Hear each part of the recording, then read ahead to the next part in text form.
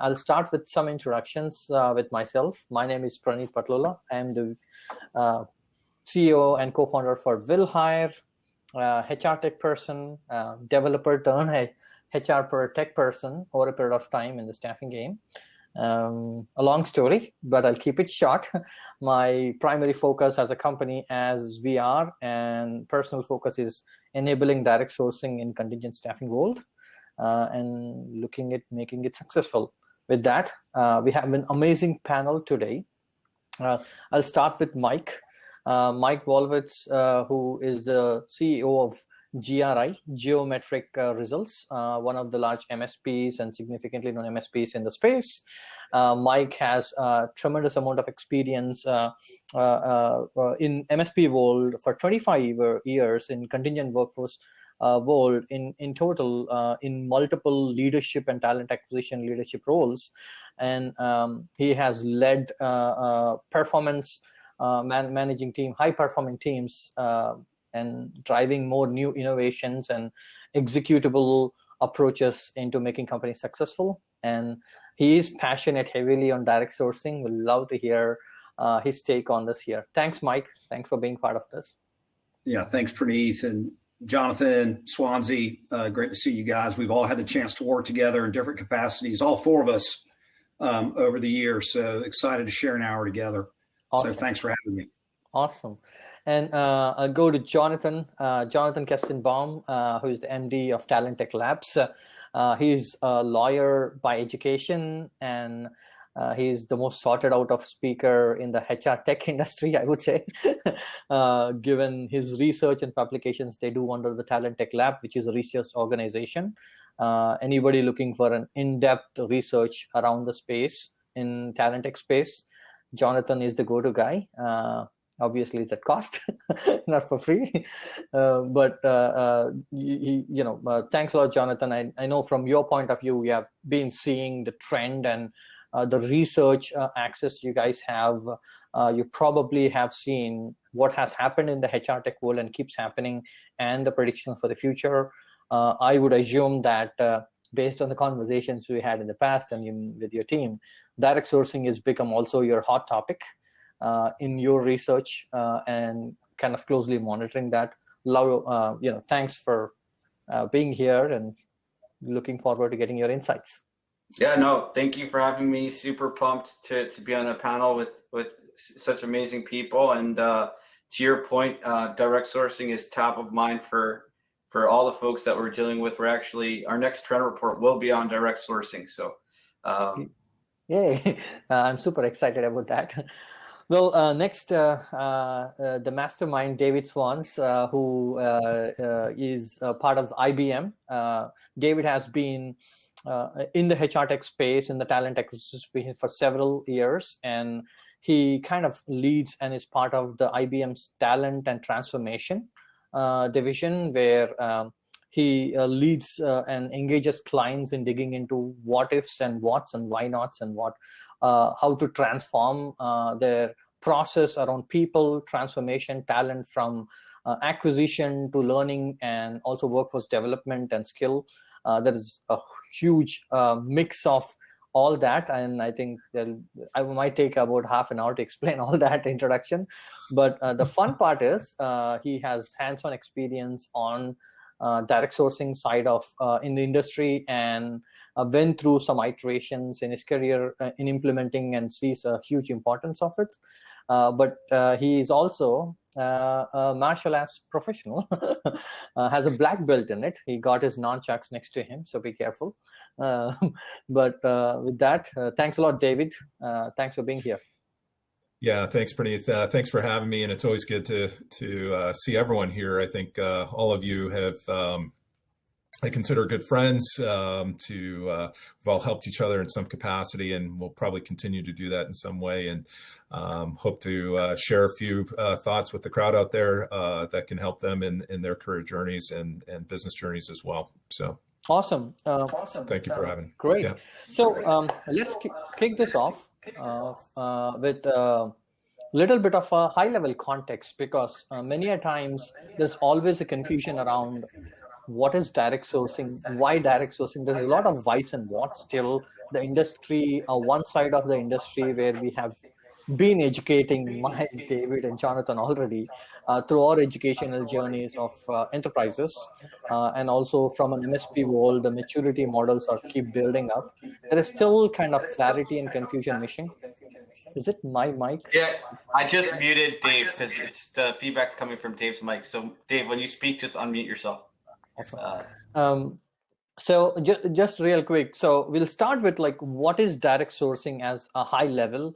I'll kick it off in my own words and give it around so each of us can contribute and talk about that.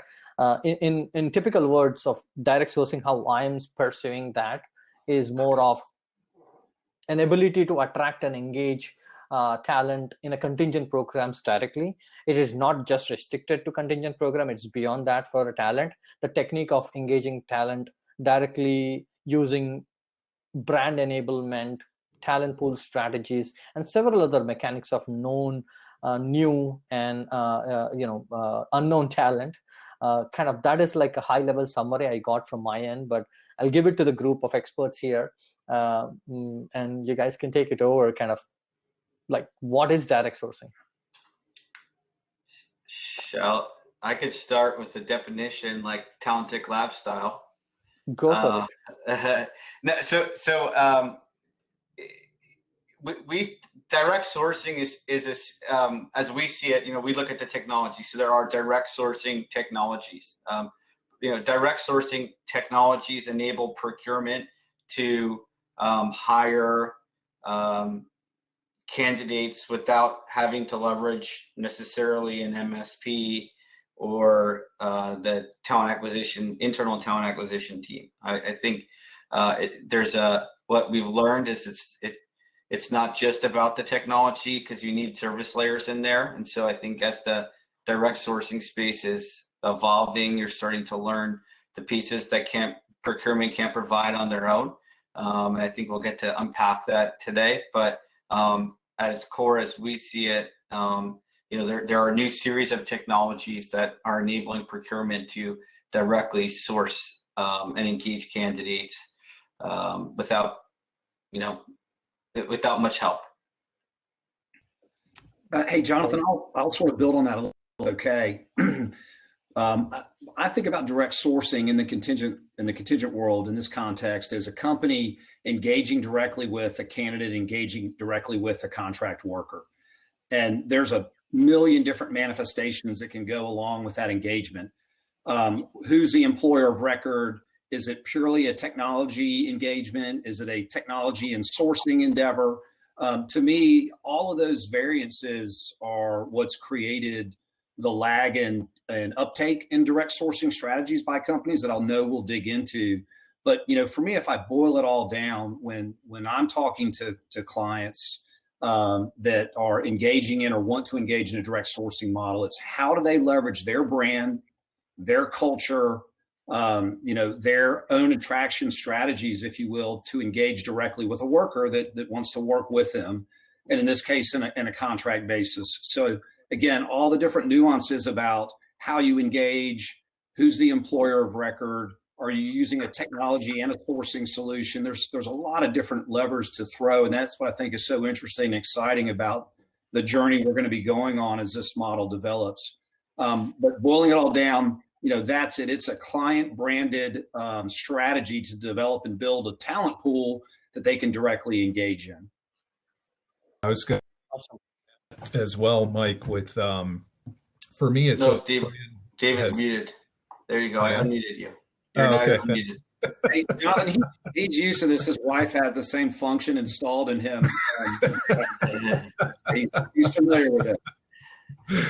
Now, for me, it's always been about brand. Actually, my career journey started in consumer product goods in general, and brand and consumer behavior are always facets that can really influence buying decisions. And it's the same with candidate behavior in general. And, it's a real attraction mechanism, especially when we saw real shortages of talent pre-pandemic, to attract candidates to come work. Everyone has some type of perception, especially of particularly big brand names and Fortune 500 brand names of what those brands might mean to them, what the kind of experiences they can actually get from joining a company like that, whether it's permanent or non-permanent, and what that means to their experience overall. To be able to use at that company or elsewhere as well. So for me, it's always been about what is that candidate experience? How's that going to leverage being able to attract somebody to come, bring their unique skills to the table and leverage that. The side benefits around speed, quality, and cost are something that comes as a result of that attraction mechanism as well. Awesome.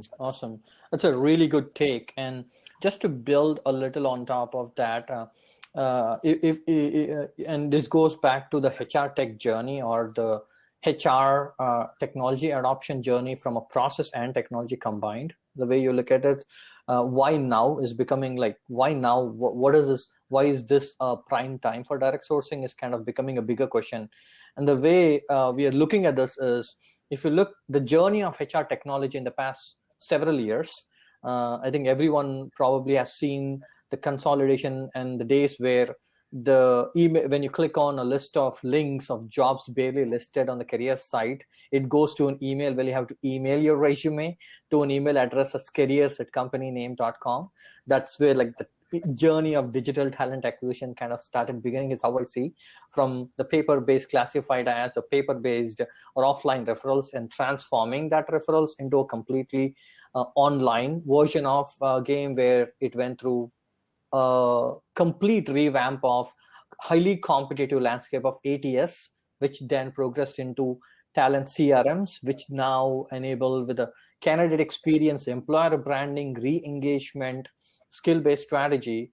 But all that is happening even in today's world. If being in Austin for more than 16 years and almost in my backyard, if I want to work for an enterprise, we all know the largest enterprise in Austin, to go and find which particular contract job is open, nobody has an answer. Today, the talent experience always is, you'll search in Indeed, you'll search in LinkedIn. The whole consolidation of talent acquisition traction is fairly well defined in the talent world, but there is no direct mechanism to be engaging with an organization directly. The candidate experience is, like, as Dave, you mentioned, still a really critical component for direct sourcing, which is still fairly missed out. And that's where, like Mike mentioned, employer branding strategy is such a key element for part of the direct sourcing, which enables us to ensure you are attracting and engaging, but also creating that real right candidate experience and filling that gap today. And I have this analogy when a customer asks, why should I use this when I have everything going on the way it is, which is fairly next level generation maturity model with all the systems in place and all the processes and all matured. The answer is, would you want to use a Nokia 3315 phone in the generation of a smartphone? And that is what, from my point of view, I'm looking at, or that kind of a general premise derived from direct sourcing, right? Now, while direct sourcing is kind of pick up pace and becoming mainstream, one of the big questions is, why now?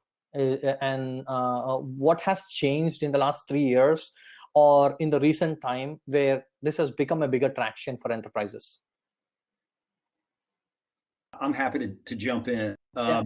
So I tell you what hasn't changed, for better or for worse, and that is the same question that I reflect back on early days that Doug and I at Beeline dealt with. Was we weren't getting phone calls from companies saying, hey, we really like a VMS and an MSP. We were getting phone calls from companies saying, shockingly, we want better, faster, cheaper. And so I don't think that's changed at all. Companies want better, faster, cheaper. So that paradigm has not shifted. But what has changed, I think, and why now the time is ripe and we're seeing adoption with direct sourcing, is the complexities around answering and solving for those three areas have changed dramatically. And Praneeth, you hit on a really good one, which is that engagement and connectivity and intimacy between somebody seeking meaningful work and how they connect to a brand in the company. And, we all know firsthand there are millions of talented people out there that want to have a career that is a consulting based career, and it may be with one or two leading brands. And, you may want to work for 2 or 3 companies in Austin during a 10, 15, 20-year time period, and having the ability to control that connectivity by the worker is equally as important to have it controlled by the company in terms of being able to represent their culture and their brand and build a relationship and some, connectivity and loyalty between that worker. And I think that the continued emergence of the requirements and the demand for contract workers, certainly accelerated through the pandemic that we've experienced, is making that even more and more important tomorrow.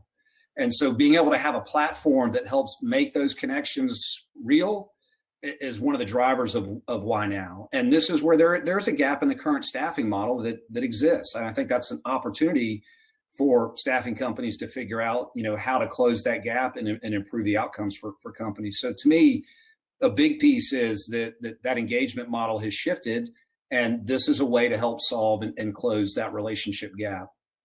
The other piece I'll share, and then I'll pause, would love to hear y'all's perspectives, is the technologies and the service models and the platform are now, I think, at a point that they're working. And so, we all have been looking at this and talking about this for at least 5 years, and the message was confusing. The models were conflicting. People didn't understand, well, I've got a VMS and I have an MSP, and who's the employer of record, and who's the candidate engagement platform, and wait, who does the sourcing and procuring? And so this complexity of available platforms and disparate processes just created inertia in the marketplace. And now there are simple ways forward for companies to consume this new model. And so I think the better, faster, cheaper, with the complexity of the answer, and now the realization that platforms and services are working, that we're going to see acceleration. Absolutely, and very well put together. And I'll let David and Jonathan take. I'll just. So I agree with everything you said, Mike. I think to add another layer on top of it, I think that there's still a flawed assumption around the fact that people think that you could just plug technology in and it's going to solve all your problems in direct sourcing. Like you don't need the sourcing, the recruiter anymore, or you don't need a payroller anymore. I think there's still this flawed assumption. I think, to your point, it's getting clearer how a direct sourcing platform fits within the mix of your MSP and your VMS. And I'm super excited about how things are evolving, because I think it's evolving in a way where there's, it's adding value for everybody in the picture. But I do think there's still a flawed assumption, because technology is definitely not into place anywhere within the talent function where it could fully source to hire, onboard a candidate without human involvement. So I think that's still a piece of information that needs to get clarified over the next year or so. I agree. Yeah, there's an interesting phrase here at IBM, is that the AI we design is meant to be uniquely human, and it's not meant to replace anyone's job, but it will replace that person that doesn't choose to adopt it. Right. And I think of that in the context of direct sourcing as well, where we've seen huge transformations in the recruitment business overall, whether you're a staffing provider, RPO provider, MSP provider. There's been this influx of change and dynamics that have happened. First of all, it's the outsourcing industry overall. Over the last 10 or 20 years, as companies have become more global, they've seen that there's different dynamics, whether it's regulatory or delivery mechanisms that you might see as your programs go global. There's been a proliferation of technology. Part of that's due to the fact that you can actually develop technology relatively cheaper than you could 10, 20 years ago, and introduce something onto the market immediately. And I think there's also just this proliferation of clients seeking innovation overall. Is there a better way? The model of MSP, if you will, or other types of vendor neutral delivery mechanisms, there's sometimes innovation that can happen in there. Vendor neutral is not necessarily the only way to deliver talent overall. And that's just something that had been embedded in the industry. And I think clients were realizing, wait a minute, we don't really need vendor neutral as part of our delivery mechanism. We can look at other mechanisms to get the talent we need in the door, better, cheaper, faster, if you will. So I think it's a conglomeration of many different forces coming together. And you're seeing that accelerate, especially in the last several years, as in this market, as other clients in the market have said, you know what, I've tried this, I've been successful with it. So more and more and more are willing to tip the toe. Absolutely. And we are slowly moving away from, the trial versions are all complete. Many customers have seen a fully adopted direct sourcing programs where about 80% of the programs are now, 70-80% are successfully direct sourced.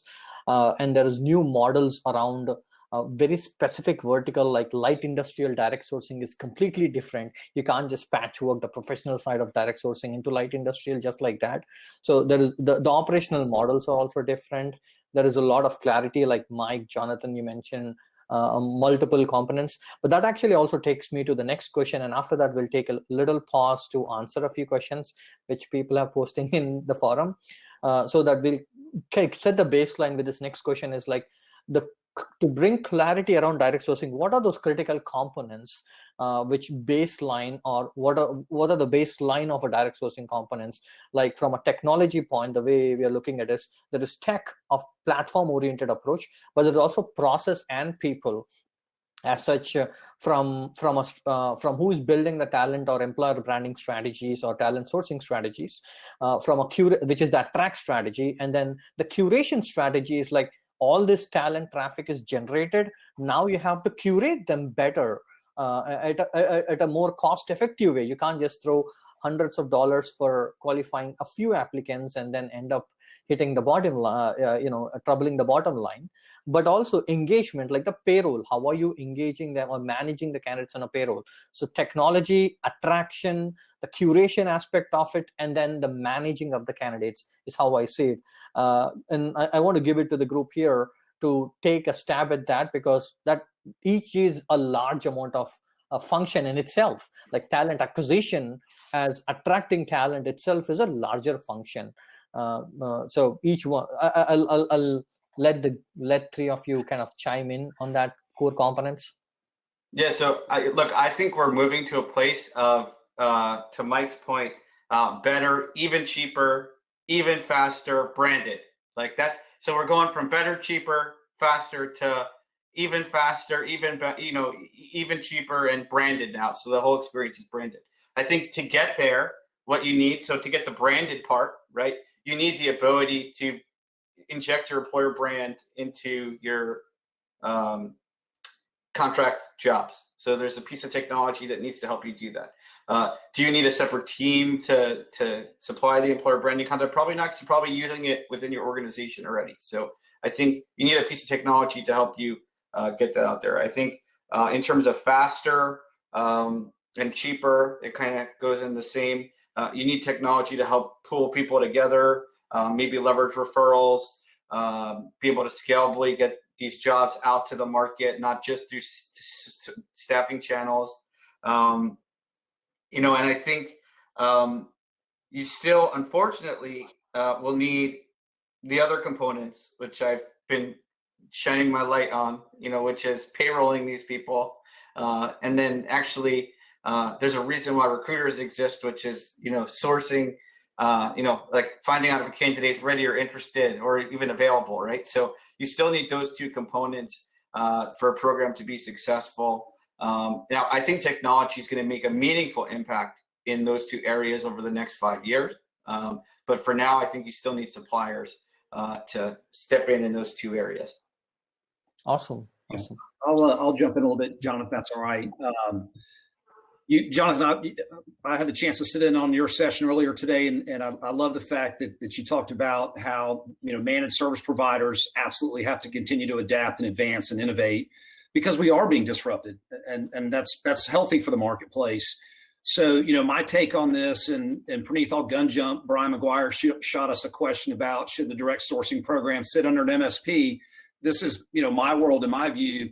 I think it has to. And the reason I believe it has to is because it really is just a component of the supply chain. It's not going to replace 100% the use of staffing companies, of online platforms, of direct hire, of outsource engagements. It's just another component that I think is going to help advance the whole supply chain. It'll be good for everybody. And my belief is that, and our model at GRI is it's native to our MSP offering. And so I see this as, and we're delivering it as a partnered solution where we have a partnered approach that encompasses technology, sourcing and candidate engagement, and employer of record all under a single seamless offering.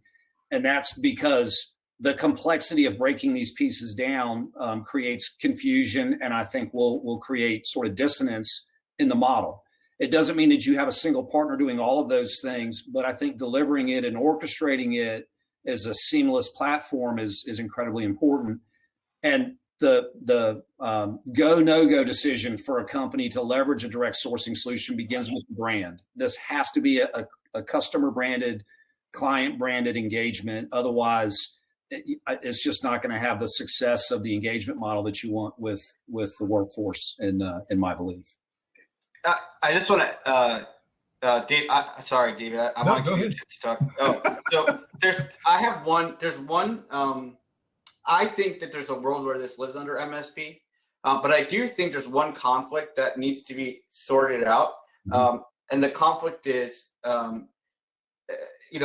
are you going to tell the staffing suppliers that this is a job that's going to a direct source, direct sourcing instead of that they submit it? How are they going to feel comfortable that when they submit a candidate, it's not just going into a talent pool? And I think that there's still right now, a lot of people, I guess there's a lot of people that are uneducated about what could possibly happen in that scenario, which is making them a little innocent to the situation. But then at the same time, I think once they get educated, based on the way staffing firms generally react, is oh, my candidates, so I don't want to share them, And I think there's going to be this rub. And I think what I've been hearing from MSPs is, well, it's like we just say the company tells us when to do. It's up to the company. Like they tell us, do we want this job direct source or through the MSP? And so I think I think there's a solution, and I totally think that there's a way it works. And I would love to hear, Mike, how you guys are going to figure it out. And I think there's a lot of other great things that you guys are doing that are adding value, injecting value with the data that you provide. But I just think that it's also creating an opportunity for a direct sourcing player that just does direct sourcing to come out and create a unique, differentiated value prop. Yeah, I'll let me add a couple thoughts. And Swanz, I know you want to jump in for sure. So, John, I think I know martial arts, so you better. You hit a big nail on the head here. I got to figure out how to do it virtually, but figure that out at some point. Well, it's rules of engagement and really clear program guidelines that it's about putting the candidate experience first, to be honest with you. And that, I think, is where this model helps align that. But there's a couple things. One is that there's got to be clarity, and I think part of the talent pooling value is it's sort of learning over time of where should companies leverage this. I'll give you an example. It's really difficult for a staffing organization to respond within 48 or 72 hours with a pivot in a sourcing strategy change. If a company says, hey, we need to hire this type of resource in this market very quickly, to be able to invest and pivot in a different social media campaign or different engagement model, or to really shift a sourcing and recruiting team at speed is tough to do, because in the typical MSP model, the staffing companies are responding to a single or maybe multiple requisitions at a time. So the economics just don't make sense in that model. That's where a direct sourcing model makes a lot of sense. And so I think of it as more of almost sort of a surgical approach within the program for particular sourcing and recruiting needs. So I don't think that the staffing companies are going to be completely disenfranchised with this model.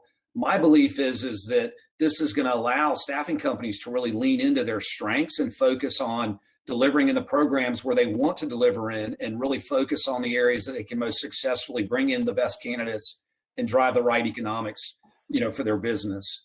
But it's going to require change, and we've put in place SLAs around candidate submission and who has the responsibility to represent the candidate for a period of time in these models.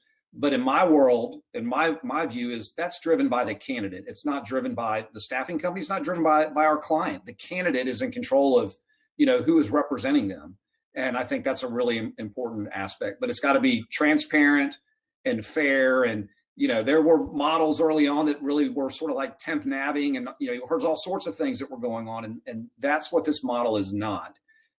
For me, it's an attraction and retention strategy for companies to be able to leverage, their strengths. Awesome. Yeah, absolutely. Just to add on to a few things that were said is from where we sit and what we see a lot of is clients are still trying to figure out, how do I buy, build, or borrow? And in terms of a talent strategy overall. And, some amazing facets too is that almost 80% of data in an organization goes untapped. And you see that in the world of talent acquisition overall, in terms of the amount of applicants that come through on the perm channels. And then they get ghosted, and that data is never leveraged to actually be used. Because maybe some of those people that are applying for permanent jobs might actually be interested in contingent opportunities. They just don't know where to go. They don't know how to channel themselves to a job board with a staffing provider that might have a generic job description, because they're bound by rules that say you can't use our logo, you can't use our name, and it's just an attraction strategy that says, come work for this multinational corporation. And the candidate's left guessing as to who that is. So, there's got to be an easier mechanism for candidates to navigate their way to organizations. There has to be an easier mechanism for companies to figure out how to leverage the data that they already have. I agree with Jonathan too. I think there needs to also be sort of this aspect of expectations of, once they become an employee of record, what's that experience look like for them as well, in terms of pay frequency, engagement, and different aspects such as that, other than just getting a paycheck every couple of weeks. I think there's more to it than that. And so these are just different facets that can be solved for. And then in the world of suppliers, I think what's really interesting is, from a organizational point of view, why should I go to staffing suppliers if I can fill a particular requisition pretty easily with my own recruitment team, for example? If the talent's readily available and I can do it better, cheaper, faster that way, why do I need a staffing provider? And I'm just being thought provocative. I'm not trying to offend anyone, but in theory, I would argue the role for suppliers is, what do you specialize in? What are you good at? That's what companies need the most, and lean into that. And in theory, obviously the IT space, there's a proliferation of a skills gap. In particular, years ago, we saw that when machine learning skills were hard to find, and there's going to be continued proliferation of technology to come. From where we sit, there's proliferation of quantum technology coming out, and more organizations are getting into this. And these are types of skills gaps that companies need help with. What are companies, like staffing organizations out there, preparing themselves to do to say, you know what, I'm gonna lean into those kind of opportunities overall. But maybe you are somebody that is a little bit me too. What makes you better than somebody else is really what organizations want to know, in particular, and why should they give that requisition to you over somebody else? Some of it might be geography. I deal with a lot of clients, for example, that have really remote locations that, nobody readily wants to try and be the expert at those particular locations or roles. Those are aspects that you can lean into overall if you're a staffing supplier that's out there. Awesome. I think these are like absolutely amazing things. And in a layman terms, I try to correlate this experience to, like, if you have seen what has happened to the travel agency businesses across the world, while the consolidation of that online travel agencies and the consolidation of the travel market has completely gone online, the specialized segmentation of travel agencies for very specific segmented services still has their own businesses, which and even today in programs there is tiered segmentation. Like David, you mentioned the skill-based or geography-based segmentation is still there, but the ones which are like obvious and the ones which are for which you already have talent, the redeployment of talent strategy, that falls into the direct sourcing bucket is how I see it. But then there is also like niche-based segment, which is a very well practiced mechanism to select suppliers in today's world. It's like, what do you specialize in? Which category should I add you in? Which category tier? Because almost all their supplier onboarding process, they get to fill out one sheet or one document which says select only first 3. Even though there's unlimited number of categories, you got to select only 3, and you have to be careful in selecting what you want, and everybody wants where you get more markup. But that kind of is now going to change because there is a competitive landscape where it needs to be optimized in delivering still a model, and sometimes you need to pick and choose, and that there is going to be an impact. But I think the impact is going to enable the overall ecosystem from an optimization, an end-to-end optimization. Well, that's awesome. Go ahead. Well, I was just going to say I have one thing I would add to both what Mike and Dave said. So I have when I put my investor hat on, I have like one thesis that I invest through in the HR space, both on the corporate side and the staffing side, and it's transparency. And by that, what I mean is the internet has brought rapid transparency to the world. And so that means that candidates know a lot more about companies than they did before. That means companies know a lot more about candidates than they did before. That means that the noise that's going to happen between the process is going to be a lot louder, which to David's point means your differentiator to get the best talent is going to be how well you are engaged with them. And to do that, you need to hyper focus and be able to find a niche group that like you can engage, because that's how you can get the economies of scale that Praneeth discussed of like being able to cheaply do it.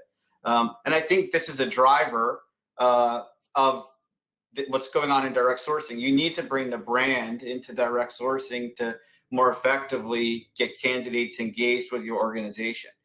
So, I think that engagement is a key driver, moving into the future, and something that I think we all have to be thinking about, companies implementing direct sourcing strategies and companies that are suppliers to, MSPs or, staffing firms more generally.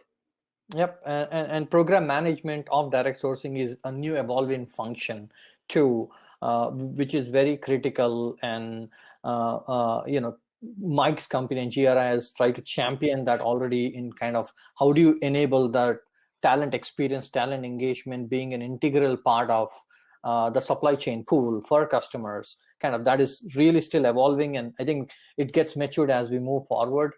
With that, I want to take a few questions here. I know Mark McCallum, hey Mark, who was just, we were talking through in the ProcureCon. It looks like every day there is an online event we are participating and the same gang comes in. So Mark from BP has a question where are clients, are you seeing client companies leveraging common talent pools for both temp and permanent recruiting for direct sourcing purpose? I feel like I have to jump in first this time because Jonathan and Mike always get the edge. Go for it. I do hear of that, but the whole notion of direct sourcing is that you're leveraging a client's brand, which and the candidate pools are their own intellectual properties or intellectual property of the company. So if I think you said Mark was from BP, that talent is attracted to your logo in particular, and that supplier who's doing the direct sourcing is in theory leveraging that logo to attract that talent to your organization. So that's your intellectual property. So I would say, why would you want to share that with, ExxonMobil or Baker Hughes or anyone else down the street from you?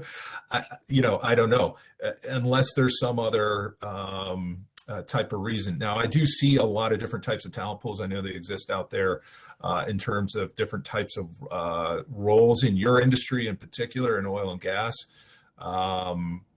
whereby it's probably more independent contractor driven in particular, where you might want to do that. I've also seen it in the consulting space as well, where you might see people jumping around from EY to KPMG to Deloitte or what have you, but they're not necessarily doing true direct sourcing, if you would. It's just a component that's different, and I don't know what you would call it in general, if there's a term for that. There's a proliferation of terms, which is another thing that I think you sometimes need to define in this industry. But those shared talent pools I would not consider direct sourcing. And just to build on that, and especially the technology piece, and I think it's slowly coming together. Like I've talked to several companies in the consolidation of HR technology analytics, which is the people analytics metrics, which is a bigger initiatives in almost all the organizations. And you'll see that almost all the people analytics companies today are so matured in bringing all sets of HR analytics data or people analytics data together into a single fold. One thing which you haven't seen is none of them actually even touch the VMS space. So you basically avoid 35% of your analytics of talent. You have no idea what that is. And that gap is still there.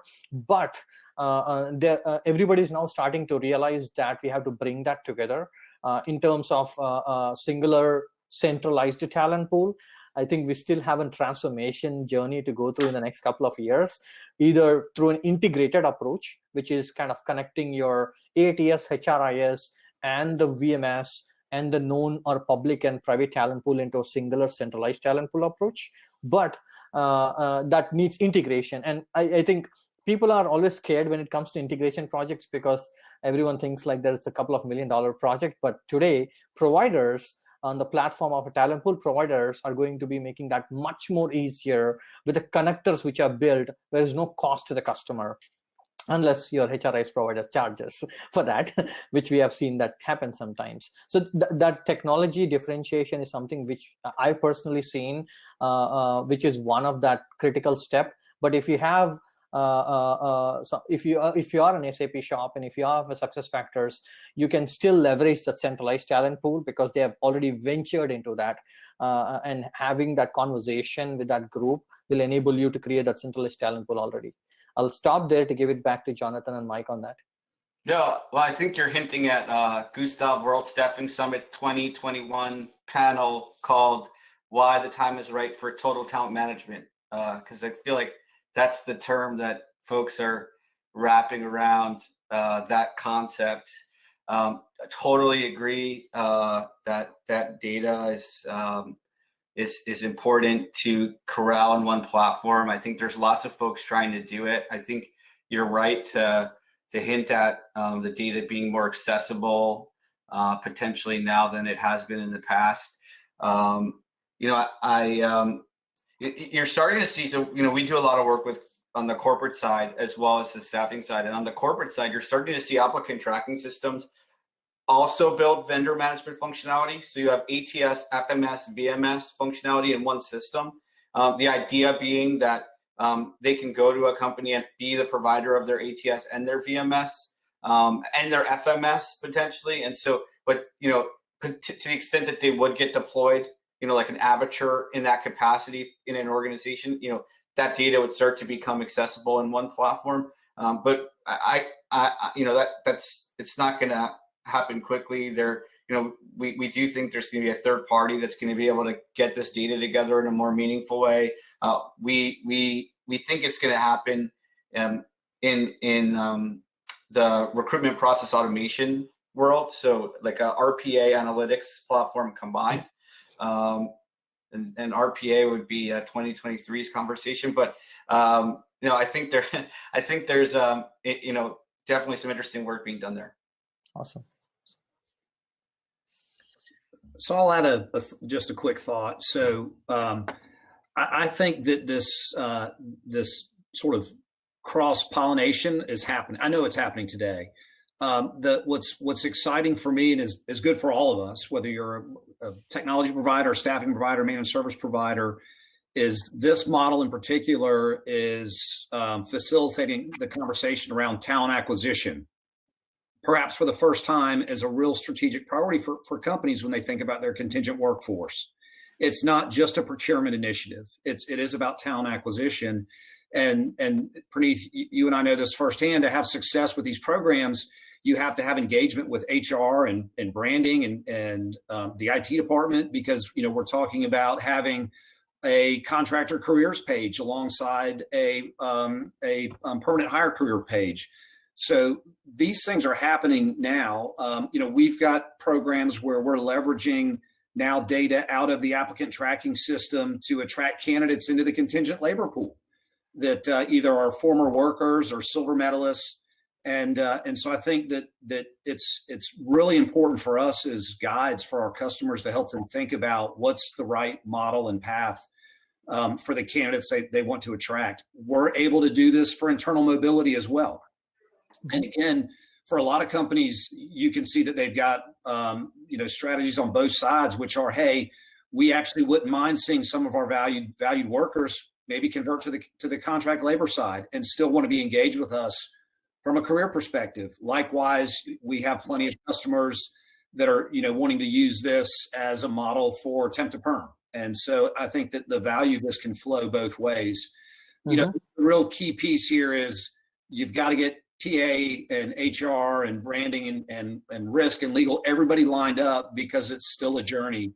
And I'm just happy that I feel like we're finally over the hurdle now. And I'm going to say this, I'm going to have a conversation probably with another customer tomorrow that will bring it up, is that leveraging a brand creates co-employment issues, which it in fact does not.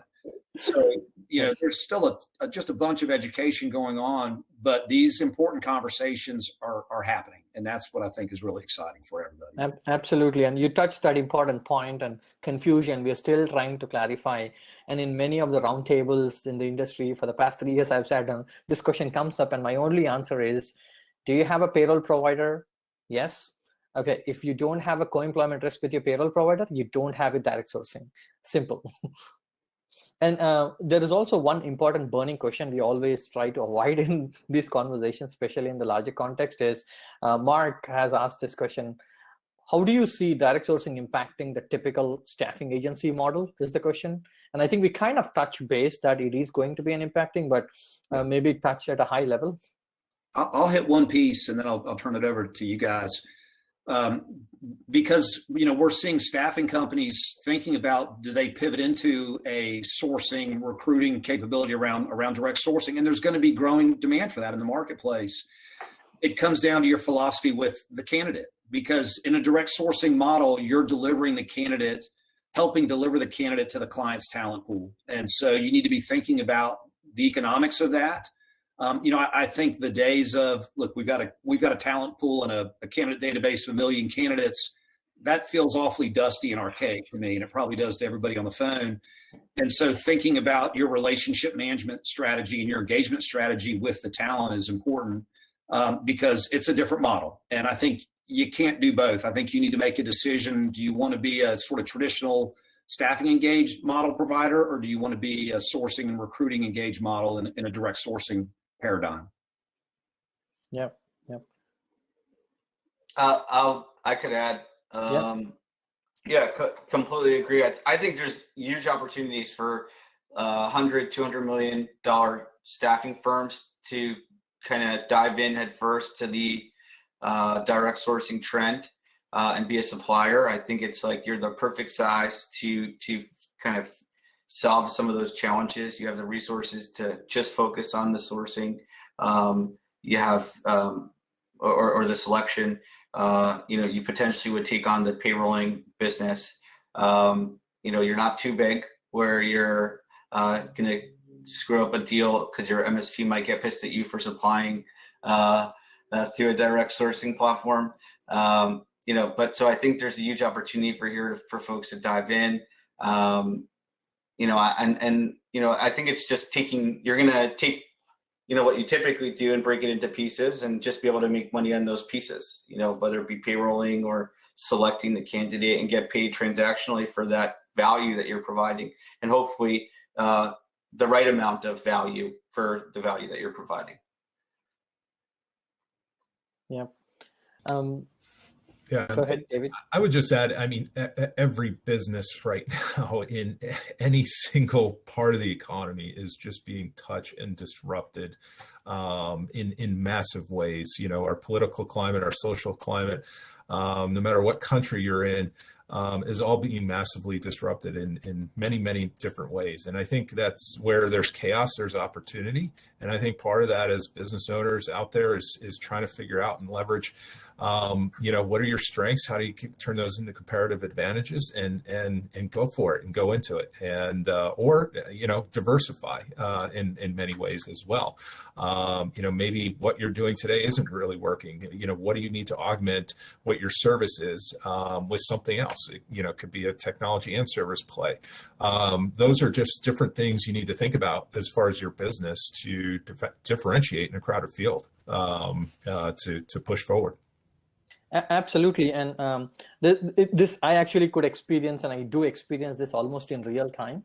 And as Jonathan said about the larger staffing organizations have already seen that this is inevitable and it is an impact to the business. That's the truth. And that is going to be the truth in the next few years too. So how do we contribute into that has become a question. And we now are collaborated with 17 of similar companies who in one fashion or another were staffing focused, but now they have either channeled out and opened a new payrolling segment, because at the end of the day, they do have the payrolling built part of a staffing services model. So now they're channeling payrolling as an independent business and collaborating with the direct sourcing or contributing into the direct sourcing newer market by either bringing a platform into the play so that they can co-sell, co-brand, or even the mutual collaborations, getting into the deals with a mix of platform, curation, MSP. In that combination, Mike, you've seen that for payroll companies already kind of getting much closer into the mix. And we're seeing more of this transformation happening. It also is starting to happen where you'll see more payrolling companies forming out or branching out of the divisions, and segmentations within that is somebody's specializing only in light industrial, because they've realized that while direct sourcing can actually enable on all sides, there is still a really critical pain in the component and payrolling the light industrial workers, which has the higher workers' comp and impact of claims. So you definitely need somebody who has specialization on that and can actually still collaborate on that brick and mortar that's still not going away, and hopefully at some day we'll be 100% gone out of that. But there are new opportunities, and I wouldn't be surprised if in 2021 and 2022 there will be at least 100 platform new companies coming out to compete from agencies, because agencies have always been, try to, as David said, chaos creates more opportunity for the business. So I think we're already seeing that on the plate. So with that said, I have a few more components from most important for people to understand. Very high level we'll touch because we have like 8 minutes, I believe. From a curation point of view, one topic which always comes in direct sourcing is, what is curation? What is this new terminology, right?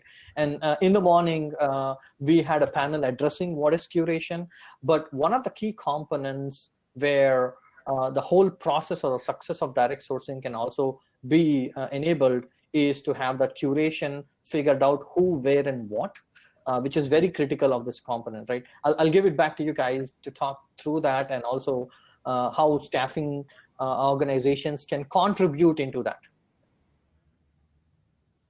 Yeah. Go ahead, John. No, I mean, I look at, I use like ready, qualified, interested. Like those are the things you need to understand about a candidate to, figure out if they're a good, fit for a role. So I think what you don't have to do is spend the money to find the candidate, because it's provided. So you don't have to spend the money to find the candidates. You save some money there, but you do have to, in partnership with technology, RQI, find out if they're ready, qualified, or interested. And I think, probably technology can help binarily, you understand if they're ready, or interested. Qualified is where, the most work has to go in, and that's probably the curation piece that you guys were talking around, if I was to guess. Awesome. Yeah, one of the areas that I think, in addition to that, Jonathan, is really important that I think gets lost in the exuberance of a new model is that this is a long game. And so we want to have a talent engagement. I don't like using curation, by the way. I try not to say it. But, a talent engagement model, a candidate engagement model, because, look, when a worker rolls off a program, they're going to have a cooling off period.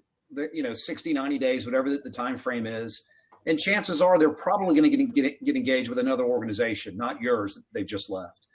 But what I want to make sure is for our clients is that great candidate that they want to engage with again, when they're ready to re-engage, maybe it's 9 months, 6 months, 12 months down the road, that they are ready to come back. And so for me, the candidate engagement is more important. It's almost this notion of a career coach, a career guide, a career Sherpa for the candidate that has always been missing, I think, in the staffing model. And so if you can really develop a relationship management approach, then, that really talented developer, accountant, marketing executive, who could be a forklift operator, whoever they are, they're going to want to come back to you. And so I think that's really important. And John, I love what you said. You're right. Assessment, talent pooling, identification, market, all those things, the wonderful technologies today do so much of that. But I love getting a text, and I'm happy when I get a text to stay warm from somebody. But at the end of the day, I still want to talk to somebody at some point. And that human element just is critically important. Yeah, I totally agree. I mean, if you talk to any organization today, I mean, they've spent years and continue to invest on improving that customer experience. And unfortunately, the employee experience has not caught up. And if you think about that in the context of talent, there's a lot of things to fix out there overall, whether you're an existing employee or a contractor, of what that experience is like once you're actually working at an organization. But in the context of curation, again, can we replace that word with experience of what do you want that experience to actually be like? Do you want somebody to just apply and sit there and wait to hear from you? When somebody applies, they want some type of experience because they took the time and effort to put their resume together and submit that to you. And the least we can do is acknowledge it. How many people get frustrated when they walk into a store and they're looking for some help to ask somebody a question and nobody's around? Right. The same thing should apply in a virtual application world whereby I can talk to somebody to seek help. It might be through a bot or whatever, but at least there's some type of responsiveness in that process that makes me feel engaged in that somebody actually cares about me, or to Mike's point is give me advice along the way, even if there's not a job available now. Something that shows that they're interested in me because I'm equally showing interest in them. Absolutely. Well, that's a great rundown. I want to close the session with one final question, more of a question, but more of an opinion in a very short form. What are your predictions for direct sourcing in 2021? Yeah, I think we're going to see significant market uptake in the model. Absolutely.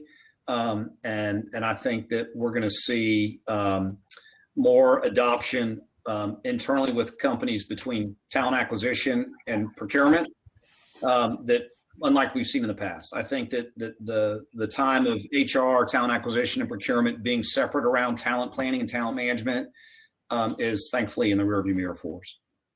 Awesome. Yeah, I'll just add, I started the conversation with our next trend reports, direct sourcing. Our next trend reports, direct sourcing.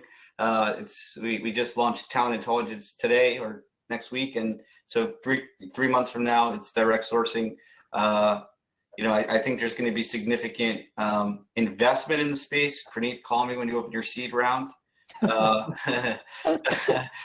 Super. I just also want to say super thankful and blessed to be here with all of you guys.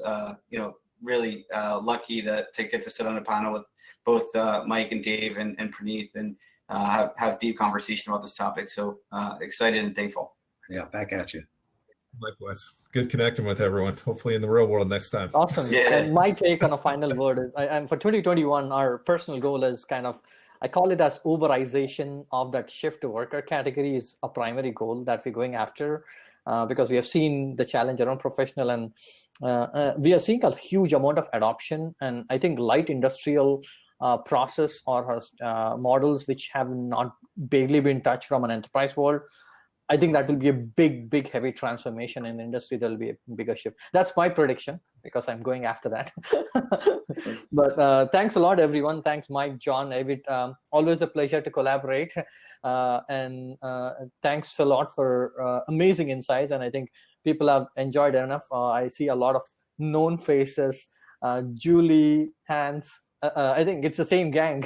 We just go from one event to other nowadays, and hopefully take a break and do it again sometime again. Thanks a lot, everybody. for all the Thank you. Thanks, guys. Have a good one. Take care.